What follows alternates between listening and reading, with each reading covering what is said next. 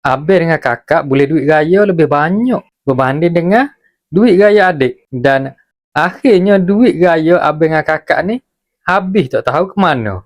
Begitulah situasi setiap kali raya apabila anak-anak yang lebih besar ni menerima duit raya yang jumlahnya lebih banyak daripada adik-adik mereka. Mereka apabila telah besar mereka tahu berbelanja, kadang-kadang perbelanjaan mereka ni agak tidak terkawal.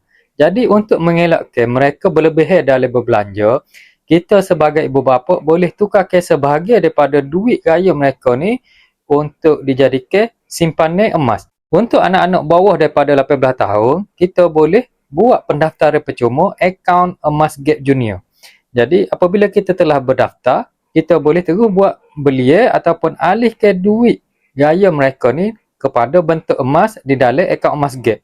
Dan apabila cukup saja gram emas di dalam akaun emas Gap, kita boleh keluarkan item-item emas mengikut kesukaan mereka seperti desain Marvel, seperti desain princess, seperti desain kartun dan apa sahaja desain yang mereka berkenan. Bagi ibu bapa yang ingin bimbing anak mereka membuat simpanan emas, boleh follow saya, rujuk di profil saya, hubungi saya.